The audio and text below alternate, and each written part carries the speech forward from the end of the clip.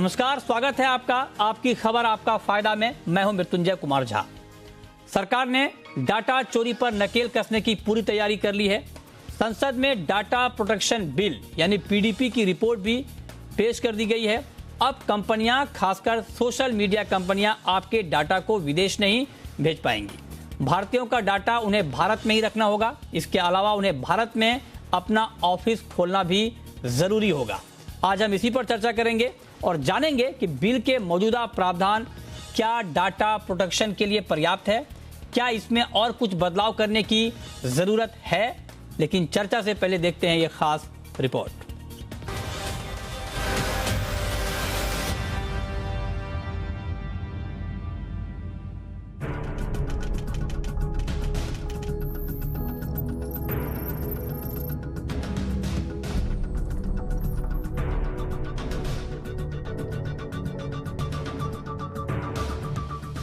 आए दिन डेटा चोरी या इससे बेचने की खबरें आती रहती हैं। ऐसे में सरकार ने निजी और गैर निजी दोनों तरह के डेटा के प्रोटेक्शन को लेकर कमर कस ली है और डेटा चोरी और इसे बेचने पर रोक लगाने के लिए डेटा प्रोटेक्शन बिल लाने की तैयारी में है।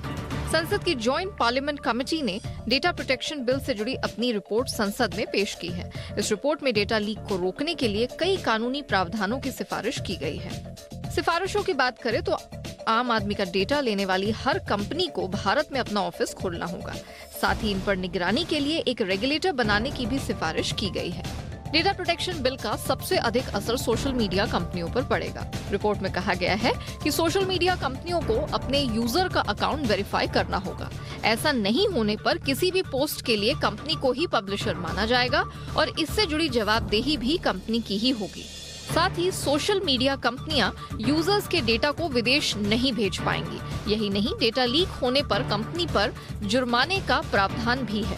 समिति ने सिफारिश की है कि डेटा उल्लंघन की रिपोर्ट करने के लिए 72 समय सीमा दी जानी चाहिए।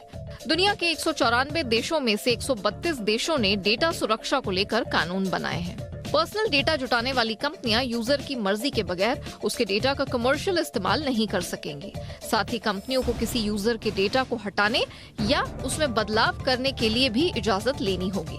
आपको बता दें कि डेटा गोपनीयता को लेकर विधेयक पहली बार 2019 में संसद में पेश किया गया था और तब से इसमें कई संशोधन हुए हैं। फिलहाल सरकार रिपोर्ट में दी गई सिफारिशों को बिल में शामिल कर लेती है तो फिर फेसबुक, इंस्टाग्राम, गूगल और अमेज़न जैसी कंपनियों को भारत में डेटा को लेकर बेहद सतर्क रहना होगा, क्योंकि फेसबुक, ट्विटर और लिंक्डइन के जरिए डेटा चोरी या बेचने की शिकायतें पहले भी मिल चुकी हैं। ब्यूरो रिपोर्ट, जी मीडिया। और आज हम इसी पर खास चर्चा करेंगे और हमारे साथ बेहद खास मेहमान इस वक्त जुड़े हैं। हमारे साथ हैं पीपी चौधरी साहब, जो कि जेपीसी के चेयरमैन हैं। डेटा प्रोटेक्शन पर जो ज्वाइंट पार्लियामेंट्री कमेटी बनी है उसके चेयरमैन पीपी चौधरी साहब हमारे साथ हैं। हमारे साथ वीरा गुप्ता भी होंगे, साइबर लॉ के एक्सपर्ट, और अमित दुबे भी होंगे, सोशल मीडिया एक्सपर्ट। सबसे पहला सवाल पीपी चौधरी साहब आपसे, और आपको सबसे पहले सर बहुत बहुत आपका धन्यवाद कि आपने जी बिजनेस के लिए वक्त निकाला। मेरा सबसे पहला सवाल आपसे ये होगा कि डेटा प्रोटेक्शन बिल की ज़रूरत आखिर क्यों पड़ी है? क्या वाकई जो डेटा सिक्योरिटी का मामला है वो इतना ज़्यादा बढ़ने लगा था कि उसको देखते हुए ये बहुत ज़रूरी हो गया है कि इस तरह के प्रावधान, इस तरह के कानून आए? क्या आपने पाया अपनी फाइंडिंग में सर? देखिए, इसके दो बड़े कारण हैं अगर देखा जाए। सबसे बड़ा कारण ये है कि क्योंकि जब सुप्रीम कोर्ट का जजमेंट, पुट्टुस्वामी का जजमेंट आया और उसमें ये साफ कहा कि जो डेटा की प्राइवेसी जो है वो फंडामेंटल राइट हैं और फंडामेंटल राइट है तो उसके लिए कानून बनाया जाना जरूरी है कि भाई। और दूसरा पॉइंट जो है वो डिजिटल इकोनॉमी, इससे बहुत बड़ा देश को फ़ायदा होगा, क्योंकि अभी कोई ऐसा लॉ नहीं है इस फील्ड में जो पूरा का पूरा अच्छी तरह से इसको कवर करें। तो इसीलिए इस लॉ की ज़रूरत पड़ी। दो मुख्य कारण इसके अभी सामने आए हैं। तो मतलब आपने ये बताया कि आखिर क्यों इसकी ज़रूरत आई है, लेकिन मेरा दूसरा सवाल सर आपसे ये होगा कि क्या जो आपने ये रिपोर्ट सौंपी है, क्या इस रिपोर्ट में इतनी बातें हैं जिससे डेटा सिक्योरिटी का पूरा मामला यहाँ पर इंश्योर हो पाए, मतलब डेटा सुरक्षा पूरी तरह से मिल पाए, या आपको लगता है कि कुछ और प्रावधान जोड़ने की जरूरत है? देखिए, बेसिकली तो ये पर्सनल डेटा प्रोटेक्शन का जो बिल पेश हुआ लोकसभा में, उसके बाद में एक कमेटी बनी, लेकिन कमेटी में डेलिब्रेशन होने के बाद में इसको डेटा प्रोटेक्शन इसलिए किया गया क्योंकि पर्सनल डेटा जो नॉन पर्सनल डेटा हैं उसके लिए बाद में कभी अलग से फ्रेमवर्क बनता, तो वो अलग से डेटा प्रोटेक्शन अथॉरिटी बनती, तो वो ठीक नहीं था। और वैसे भी डेटा जो हैं उसको सेग्रीगेट करना कई बार बड़ा मुश्किल होता है, ओवरलैपिंग होता है, तो पर्सनल और नॉन पर्सनल डेटा दोनों को ये कवर करता है। लेकिन अभी जो है हाल फिलहाल में ये बेसिकली पर्सनल डेटा को कवर कर रहा है, लेकिन सेक्शन 92 में ये प्रावधान रखा है कि गवर्नमेंट चाहे तो वो इसके लिए पॉलिसी फ्रेम बना करके उसमें आगे जो हैं इसको एक फ्रेमवर्क बना हुआ है, लेकिन उसके आगे के लिए प्रावधान लाए जा सकते हैं, पॉलिसी बनाई जा सकती हैं और अमेंडमेंट उस रूप में इसमें लाया जा सकता है। लेकिन अभी ये पर्सनल डेटा को कवर कर रहा है, नॉन पर्सनल डेटा में सिर्फ एक 92 जो सेक्शन है इसके लिए है। तो अभी आप कह रहे हैं कि मुख्यतः ये जो पर्सनल डेटा है उसको सिक्योर करने की बात अभी प्रमुखता से हो रही है। एक बात सर, मैं आपसे एक आम कंज्यूमर की हैसियत से पूछना चाहता हूं, क्योंकि आप electronics and information technology minister भी रहे हैं, तो आप तो इसकी बारीकियों को बखूबी समझते हैं, जानते हैं।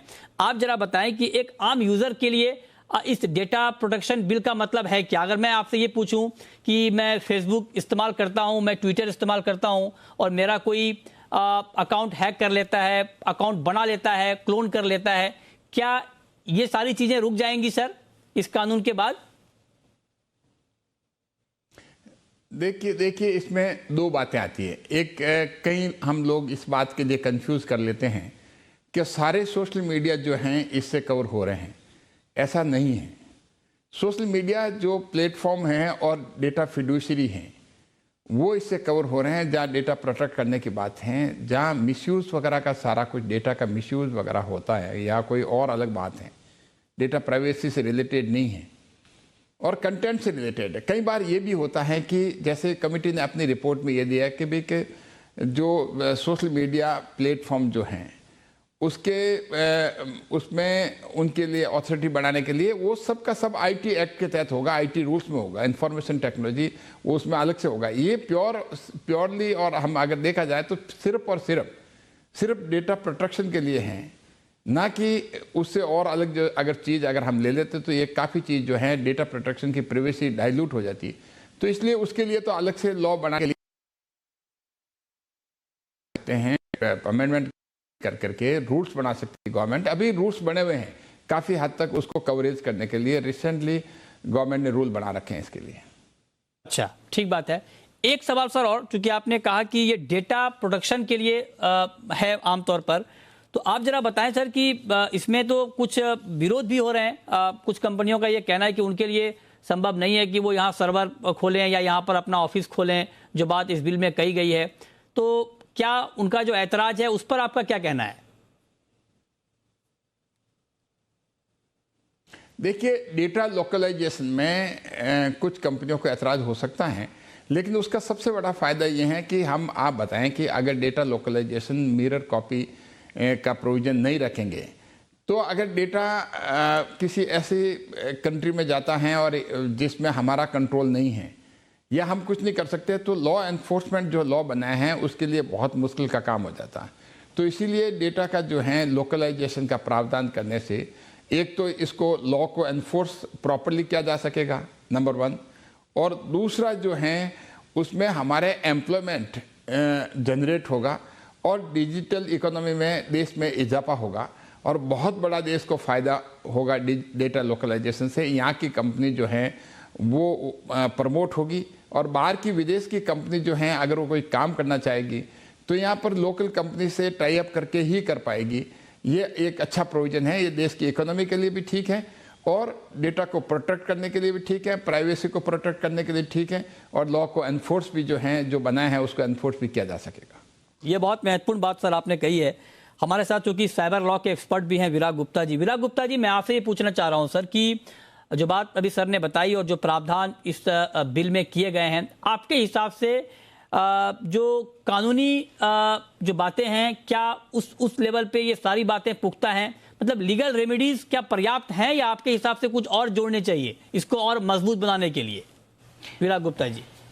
देखिए, आपने अभी तक जो चर्चा की और आपने पूछा कि ये कानून और इस बिल की जरूरत क्यों है, तो इस कानून की जरूरत 3 वजहों से है। पहला, कि देश में सभी के ऊपर समान कानून लागू हो, ये संविधान का अनुच्छेद 14 बोलता है। तो अगर छोटे छोटे लोगों को अगर नियम कानून मानना पड़ता है तो बड़ी कंपनियों को कानून क्यों नहीं मानना चाहिए? ये कानून का शासन, इसलिए इस कानून की जरूरत थी। दूसरा, इस कानून के नहीं होने से भारत को सालाना 20 लाख करोड़ की आमदनी पे टैक्स नहीं मिलता है।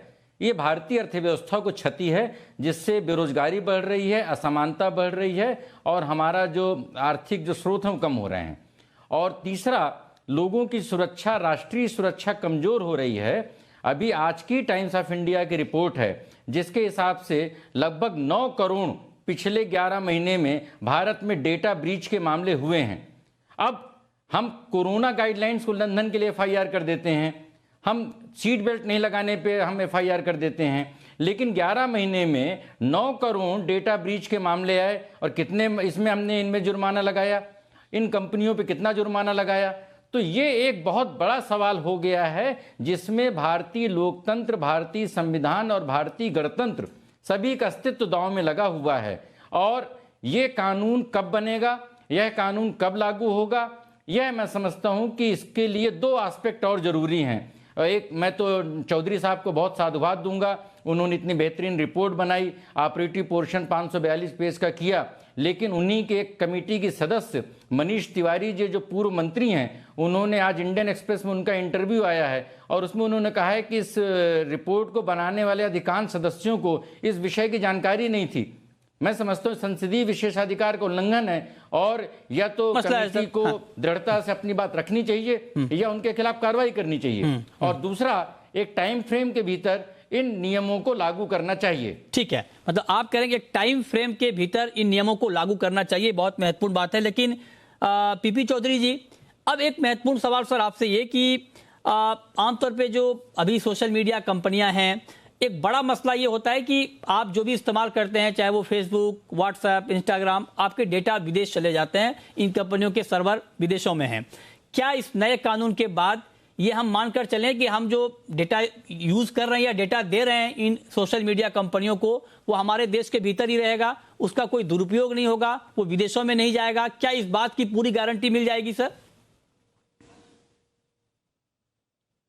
देखिए, अगर वो डेटा फिड्यूशरी हैं तो डेटा फिड्यूशरी जो हम कह सकते हैं, क्योंकि उसको बहुत अच्छी तरह से डिफाइन करा है, डेटा प्रोसेसिंग का है, डेटा कलेक्शन का है, डेटा स्टोरेज का है, डेटा ट्रांसफर का है। तो ये सारा का सारा जो है, इसमें अगर वो डेटा सोशल मीडिया प्लेटफॉर्म अगर डेटा फिड्यूशरी हैं तो उसको यहाँ पर सर्वर वगैरह उनका यहाँ होना जरूरी है।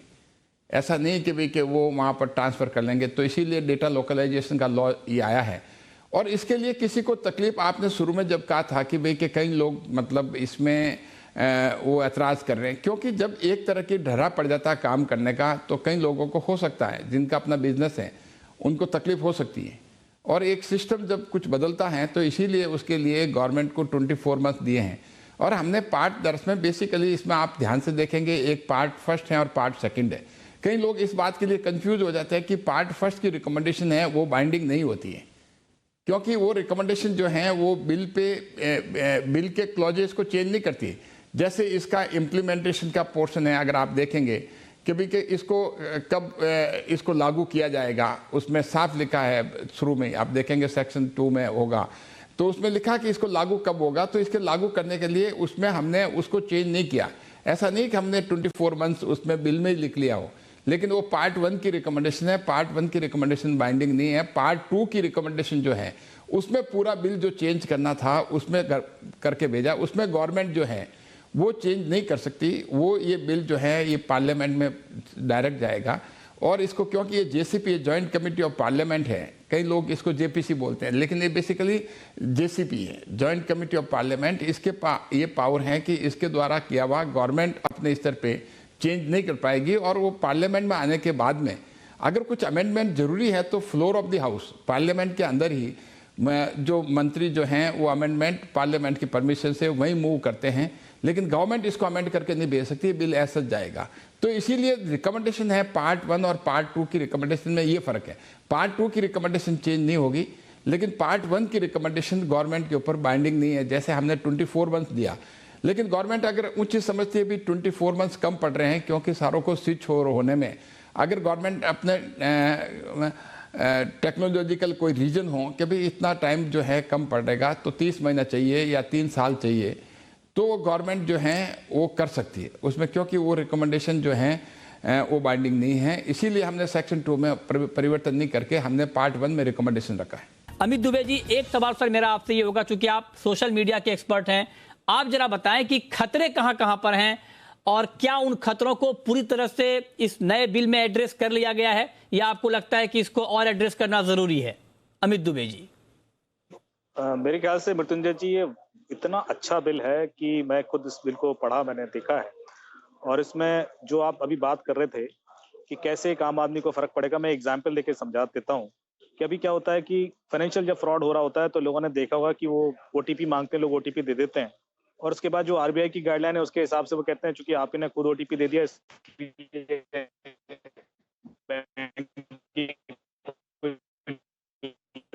जी जी, अच्छा, कुछ तकनीकी दिक्कत की वजह से आपकी आवाज ठीक तरीके से नहीं आ पा रही, मैं दोबारा आऊंगा आपके पास। जी जी दुबे जी, कंप्लीट करें सर। हाँ, तो मैं कह रहा था कि जैसे कोई फाइनेंशियल फ्रॉड होता है तो इसमें हमेशा बैंक ये कहकर पल्ला झाड़ लेते हैं कि सामने वाले ने ओटीपी दे दिया तो उनकी रिस्पॉन्सिबिलिटी नहीं है, लेकिन उससे पहले सवाल खड़ा होता है कि लॉगिन पासवर्ड कैसे था क्रिमिनल के पास, वो तो बैंक से ही डेटाबेस से चोरी हुआ है, तो अधिकतर लोगों के लॉगिन पासवर्ड ऑलरेडी चोरी होकर बाहर बिक रहे होते हैं, क्रिमिनल्स के पास होते हैं, उन्हें सिर्फ आपकी ओटीपी की जरूरत होती है, तो उससे पहले ही डेटा ब्रीच हो चुका है, जिसके लिए बैंक लायबल होना चाहिए। तो अभी ये सारी रेगुलेशंस भी इम्पैक्ट होंगी और सीधे सीधे आम आदमी को फायदा मिलेगा इसका। तो ये जो इम्पैक्ट की आप बात कर रहे हो कि आम आदमी को कैसे फायदा मिलेगा, अभी कहीं कंप्लेन भी नहीं कर सकता था आदमी, क्योंकि डेटा ब्रीच की कंप्लेन कहाँ करें, कैसे करें, कोई इस तरह का क्लियर कट पेनल्टीज या प्रोविजंस भी नहीं थे। तो मेरे ख्याल से ये सीधे सीधे इम्पैक्ट करेगा उन सब लोगों को जो न सिर्फ फाइनेंशियल फ्रॉड, डेली होने वाले social media fraud, cyber crime से आज बच्चे से लेकर बड़े बूढ़े तक इफेक्टेड रहते हैं, उन सब के लिए बहुत बहुत फायदा होगा। तो और बाकी कई सारी और भी रेगुलेशंस आएंगे, अभी देखना इस डेटा प्राइवेसी बिल के बाद एक और रेगुलेशंस आरबीआई की अपडेट होंगी, क्योंकि अब उनको भी चेंज करना पड़ेगा कि बैंकों का जो ये लॉगिन पासवर्ड चोरी होता है उसकी वजह से उन पर क्या पेनल्टीज होनी चाहिए और क्या उससे जो एंड यूजर इम्पैक्ट हो रहा है उसके लिए बैंक लायबल सीधे सीधे बना दिया जाए। तो ये जो इम्पैक्ट है ये बहुत दूरगामी परिणाम देगा मेरे ख्याल से। इसके लिए मेरा जो चेयरमैन सर है उनको बहुत बहुत धन्यवाद, उन्होंने बहुत अच्छा बिल लाया। अच्छा, बाकी यदि आप बताएं तो मैं और सारे एग्जाम्पल दे सकता हूँ। बिल्कुल ठीक बात है सर, आपने बहुत मोटे तौर पर बहुत महत्वपूर्ण बात कह दी है कि बहुत अच्छा बिल है। तो पीपी चौधरी जी, बहुत बधाइयां भी आपको मिल रही हैं सर एक्सपर्ट की तरफ से। एक्सपर्ट ने पढ़ा है इस आपकी रिपोर्ट को, वो कह रहे हैं कि बहुत अच्छी रिपोर्ट है। तो मैं आपसे एक बात पूछना चाहता हूं सर कि डेटा प्रोटेक्शन का एक डायरेक्ट रिलेशन फाइनेंशियल फ्रॉड से होता है सर, तो क्या इसको एड्रेस किया गया है क्या आपकी इस रिपोर्ट में? और क्या इस बात को अगर मैं अपने दर्शकों को समझाना चाहूं कि फाइनेंशियल फ्रॉड के मोर्चे पर भी उन्हें बहुत बड़ी राहत मिलने वाली है और आगे इसमें भारी कमी आ जाएगी इस नए कानून के इंप्लीमेंट होने के बाद?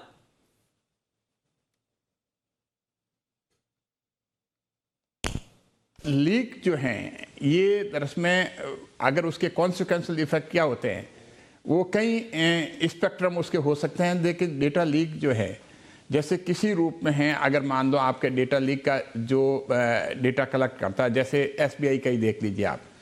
हमने एसबीआई के वहाँ पर हमारे स्टडी टूर जब मुंबई गया तो पहले ये था कि नॉर्मली जेसीपी की जॉइंट कमेटी ऑफ पार्लियामेंट इसमें स्टडी टूर का ऐसा कोई इश्यू नहीं था, लेकिन हम चाह रहे थे लास्ट मोमेंट पे हमने सोचा क्योंकि हम जाकर देख रहे थे कि डेटा प्रोसेसिंग का जो है सिस्टम ये कैसे होता है। तो डेटा प्रोसेसिंग हमारी कमेटी वहाँ पर मुंबई जा करके एसबीआई का सेंटर जो है डेटा प्रोसेसिंग का, उससे हमें बहुत कुछ जानकारी मिली। और उसके बाद में हमने आधार का भी बेंगलोर में जा करके देखा उनका डेटा कैसे प्रोसेस होता है। तो और किस तरह से वो सेफ गार्ड रखते हैं। तो ये जो आप फ्रॉड की बात कहते हैं, इसमें प्रोसेसिंग के बारे में अगर किसी तरह का कुछ है तो उनको इन्फॉर्म करना पड़ता है, विद इन 72 आवर्स उनको इन्फॉर्म करना पड़ेगा डेटा प्रोटेक्शन अथॉरिटी को from the date of knowledge. ऐसा नहीं कि भाई कि 72 उनके नॉलेज में नहीं आया, लेकिन इसीलिए हमने word from the date of knowledge कर दिया, नहीं तो बड़ी परेशानी हो सकती थी इसमें कि नॉलेज अगर मान लो 72 आवर्स के बाद आए तो उसमें नहीं करे तो उसकी पेनल्टी जो प्रेस्क्राइब्ड है वो बहुत हैवी है। तो इस वजह से इसको अगर कोई किसी तरह का फ्रॉड भी होता फाइनेंशियली, किसी तरह का आप माने डेटा लीकेज के मामले में, उसकी प्राइवेसी के बारे में, क्योंकि फाइनेंशियल डेटा को भी क्रिटिकल पर्सनल डेटा माना है। डेफिनेशन अगर आप देखेंगे बहुत एग्जॉस्टिव डेफिनेशन है, तो उसके लिए उनको इन्फॉर्म करना पड़ता है। और सबसे बड़ी बात है कि डेटा फीड, इसके जो पेनल्टी, जो अगर आप पेनल्टी क्लॉज अगर देखेंगे 57 में, क्योंकि इस पर बहुत डिबेट हुई और ये अभी भी डिबेट हो रही है, क्योंकि सबसे बड़ी प्रॉब्लम कुछ कंपनीज वगैरह को ये आ सकती हैं, ये देख सकते हैं कि जो क्लॉज 57 में पेनल्टीज क्लॉज दे रखा है 57 क्लॉज 1 में और 57 क्लॉज 2 में। 57 क्लॉज 1 में ये पेनल्टी का दे रखा है कि जो डेलिक्वेंसीज हैं, 4 डेलिक्वेंसी दे रखी है, उसमें स्मॉलर हैं, लेकिन 57 सब क्लॉज 2 में जो है वो बिगर है। तो उसके लिए स्मॉलर के लिए 5 करोड़ रुपीज पेनल्टी हैं और 2% of the global turnover of the preceding financial year. और जो थोड़ी पेनल्टी जो थोड़ी है, जिसको हम कह सकते हैं ऑफेंसेज थोड़े बड़े हैं, उन ऑफेंसेज के लिए 57(2) में जो पेनल्टी हैं वो 15 करोड़ और 4% of the global turnover which is higher. तो इसके लिए बड़ा डिबेट हुआ कि भाई कि हम कैसे फिक्स कर सकते हैं, क्योंकि हमें ये पता नहीं है कि आगे आने वाले टाइम में हमें जो स्टार्टअप हैं उनको भी कंटिन्यू करना है, वो भी ख़त्म नहीं हो, डिजिटल इकोनॉमी अगर हो सकता है तो इस पे बड़ा सोचना पड़ा। और फाइनली हमने ये किया। और ये भी नहीं हो सकता कि हम गवर्नमेंट को एक्सेसिव डेलीगेशन दे दें कि भाई as prescribed by the government rules के द्वारा फ्रेम करके।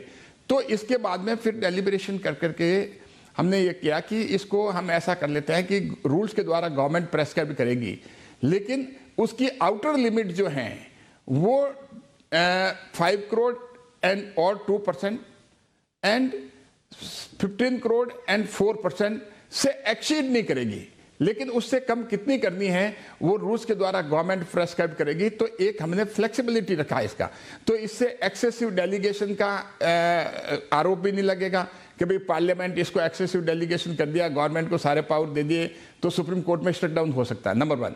नंबर 2, हमने ये कहा कि क्योंकि अगर एक्सेसिव डेलीगेशन इसलिए नहीं है क्योंकि हमने आउटर लिमिट रखी, गवर्नमेंट कांट एक्ट आर्बिट्रेरीली, कि गवर्नमेंट उससे ज़्यादा प्रेस्क्राइब नहीं कर सकती, उससे नीचे कुछ भी कर ले।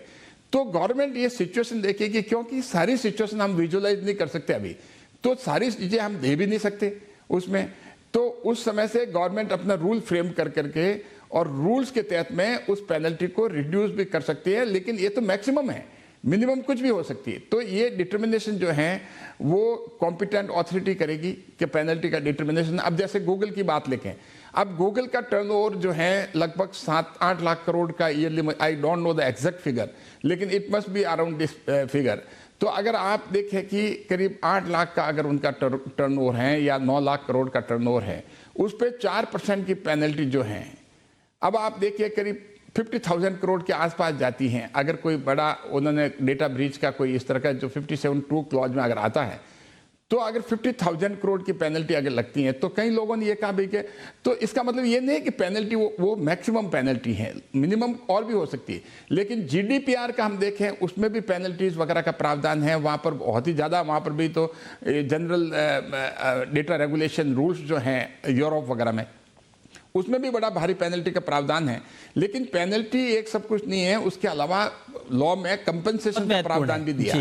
कई बार होता है कि कई कंपनी देखती चलो मुझे तो 14-15 करोड़ की पेनल्टी लगी, मैं तो छूट जाऊंगा, लेकिन वो छूटने के साथ साथ वो बार बार लगाते जाओ, भले कोई फर्क नहीं पड़ेगा, लेकिन कंपनसेशन का जो है वो प्रावधान अलग है। बहुत महत्वपूर्ण बात सर आपने बताई। कंपनसेशन है वो कॉम्पिटेंट अथॉरिटी अवार्ड कर सकती है। हाँ, ये बहुत महत्वपूर्ण जानकारी और डिटेल इंफॉर्मेशन आपने दिया कि आखिर इस रिपोर्ट में है क्या और इसमें आगे कुछ क्या बदलाव सरकार अपने तरफ से कर सकती है। बहुत शुक्रिया पीपी चौधरी जी आपका जी बिजनेस पर जुड़ने के लिए और डिटेल में अपनी रिपोर्ट को बताने के लिए, समझाने के लिए कि इससे कितना ज्यादा डेटा प्रोटेक्शन कंज्यूमर को मिलेगा। और शुक्रिया अभिला गुप्ता जी आपका भी, अमित दुबे जी आपका भी हमारे साथ जुड़ने के लिए और इस बिल पर बात करने के लिए।